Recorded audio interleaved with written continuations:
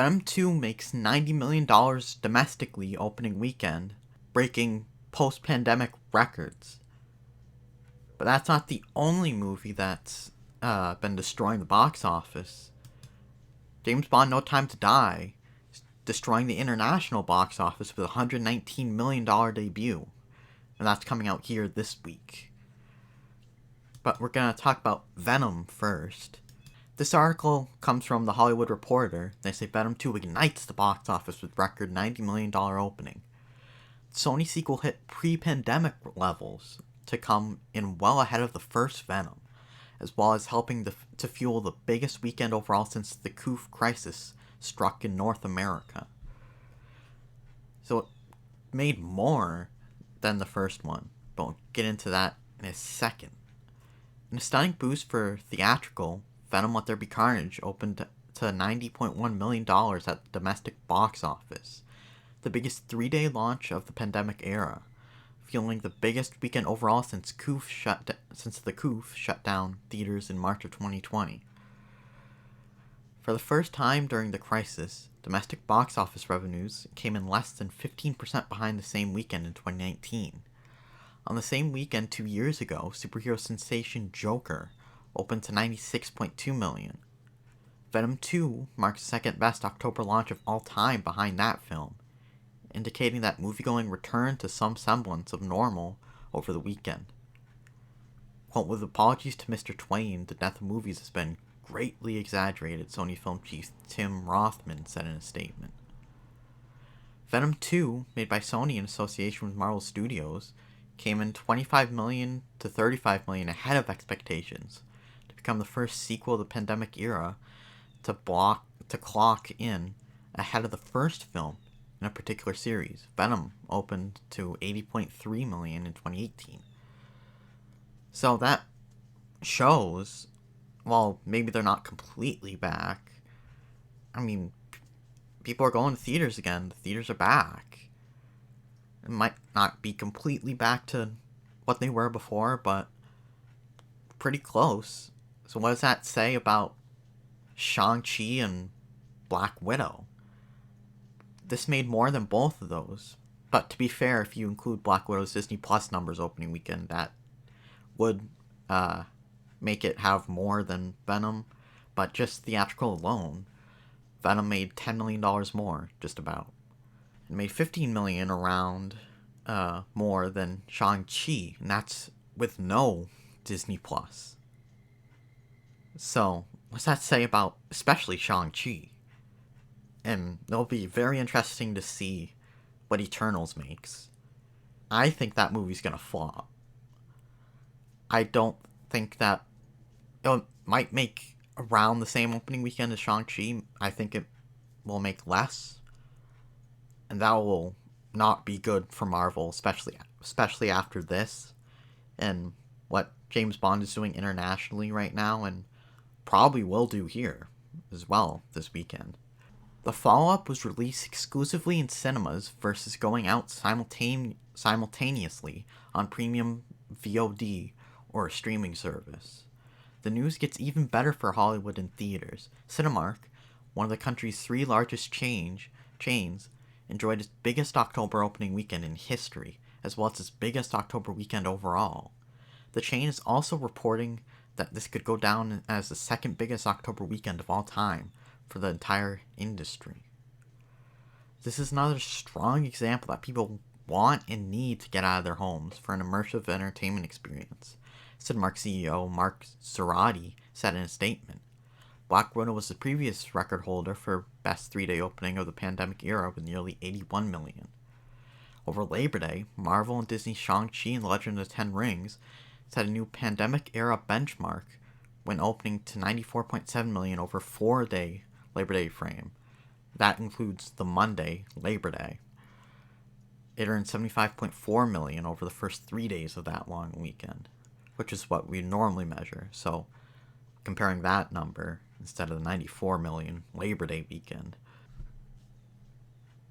But I don't think much has changed since Black Widow and Shang-Chi have released. You look at the stadiums football stadiums this point, at that point, they're packed with people, excited, not giving a fuck. So I don't think much has changed. I think just people weren't interested in those movies. Black Widow should have made more than it did. Granted, again, you have those Disney Plus numbers, but still, I think it should have made more in theaters than what it did. And especially, I think Shang-Chi especially should have, considering that was when the football stadiums were getting packed. That should have made more, in my opinion. I think a MCU movie should make at least around where Venom makes. I think it should make at least like 95 million, maybe 100 at least, like lowest. Shang-Chi should have made more than it did. And that's with no Disney Plus. So it made $70 million less when you add up Black Widow's theatrical release and Disney Plus release opening weekend. I don't see Eternals being any better. I think it'll make less overall than Shang-Chi. Shang-Chi did make more than I thought it would with the numbers that we were getting before it released. I will give it that, but it still hasn't made money. It's at 387 million right now. It needs at least 400, probably like 450, more like it, to break even. I think the budget for this movie was like around 180 million. So you have that plus the marketing, which is normally around the same amount. So you double that, it's 360. Then you have the delays, interest, insurance, all that stuff that came because of the delays. That would make it like 450. So it still needs to make money. Still needs to break even, and it hasn't yet. I don't think it will at this point. I mean, last weekend, this past weekend, I should say, made 5-6 million, I guess. It's not gonna get to that 450. And Black Widow certainly didn't break even. Even with those Disney Plus numbers, I don't. Maybe it did with those Disney Plus numbers, but theatrically certainly didn't. Made less than Shang-Chi. Shang-Chi actually made more, but that's probably because of that Disney Plus release for Black Widow. So as far as I'm concerned, Shang-Chi made less than Black Widow if you're adding those Disney Plus numbers. But overall, those should have made more. I think Venom's gonna make more than Black Widow and Shang-Chi. This isn't even an MCU movie. Venom, you'd expect to make less than an MCU movie. In general, it doesn't matter who it's based on. It should make less than an MCU movie. MCU is the biggest thing in cinema right now. Especially, this is going to have competition as well with James Bond.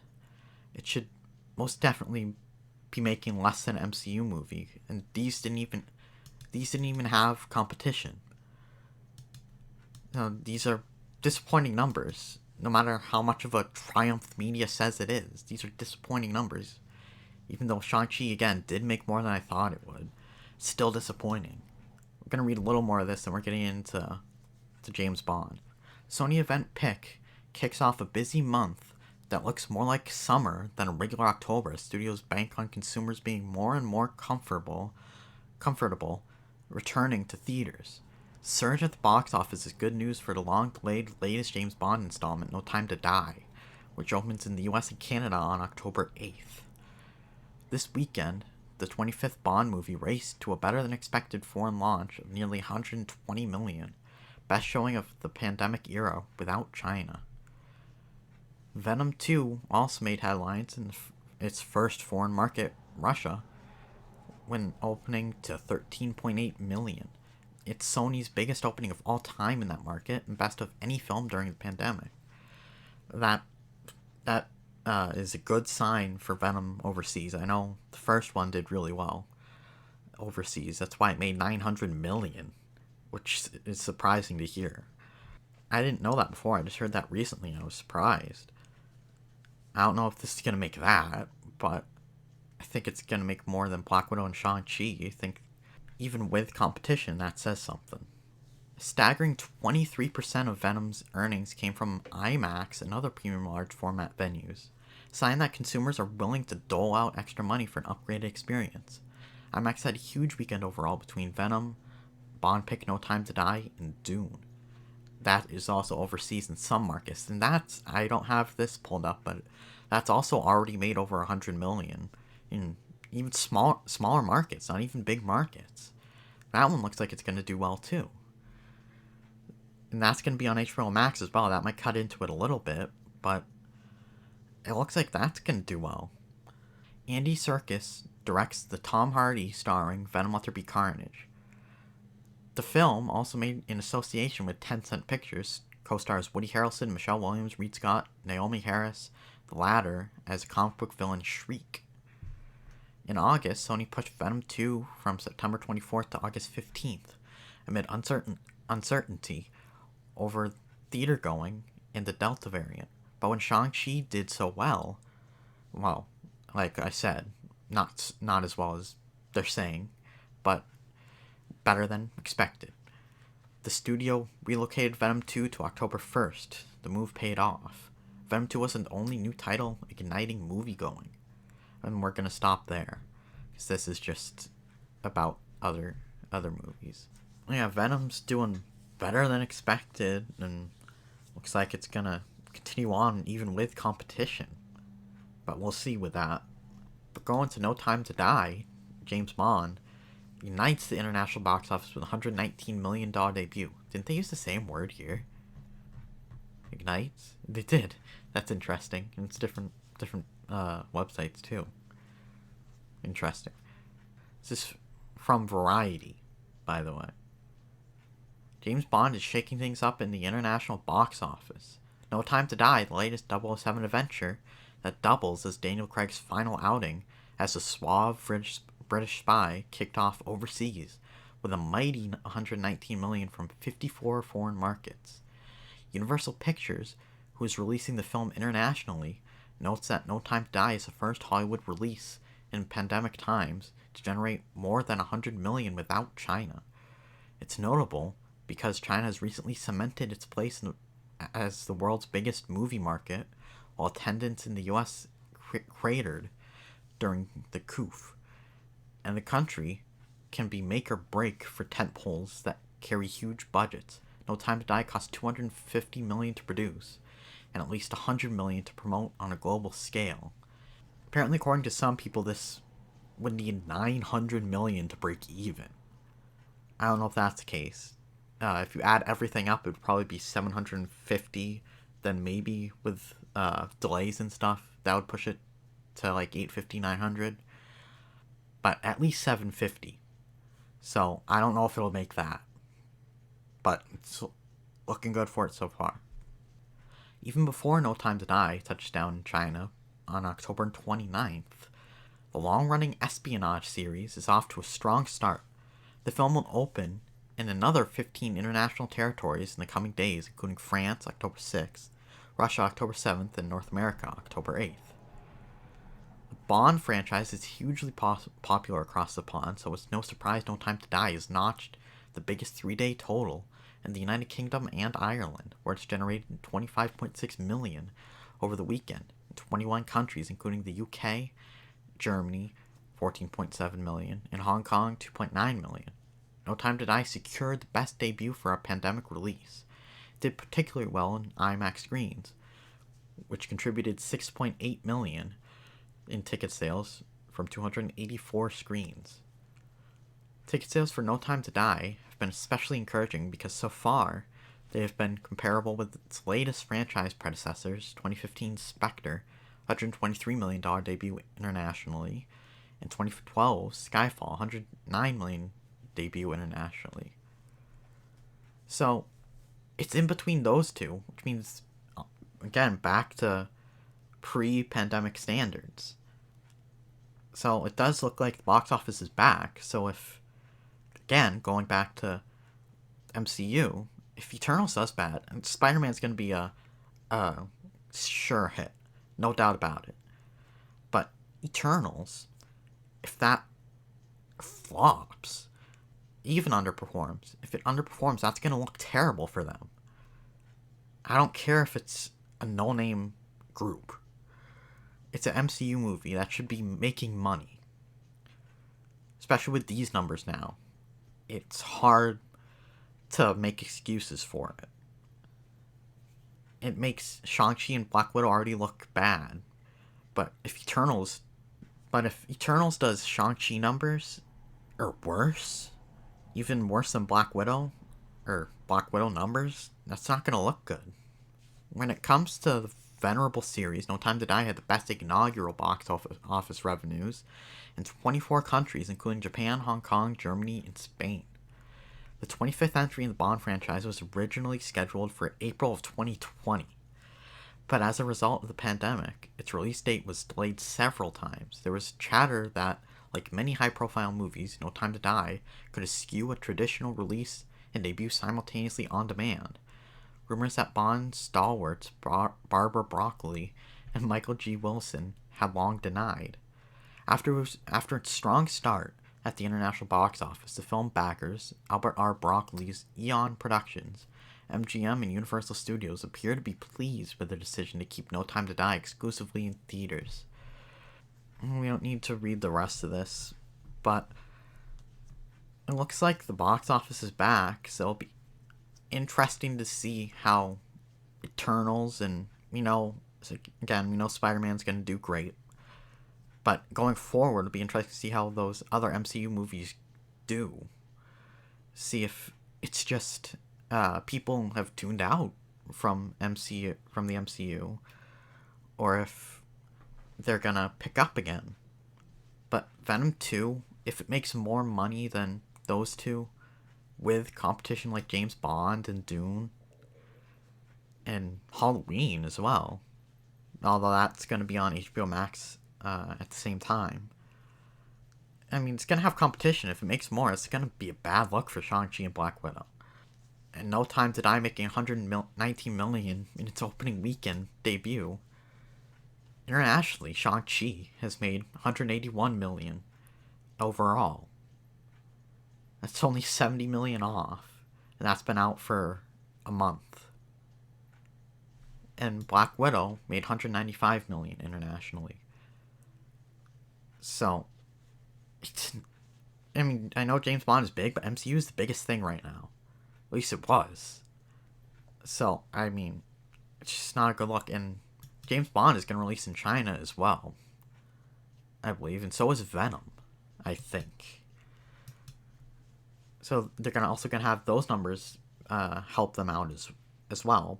But, even alone, without those numbers, I expect both of these to beat them. I can imagine James Bond making 100 million opening weekend this weekend in the US. I can easily see that, considering Black Widow made 80 million opening weekend, and I think it made around the same internationally opening weekend. And then Shang-Chi made 56 internationally opening weekend, I believe, and 75 domestically, not including Labor Day. So I could easily see this making 100 million domestically opening weekend. So we'll see what happens, and it'll be interesting to see with Eternals what happens. But it looks like box office is back, and we'll see how it plays out. But let me know what you think about these debuts in the box office.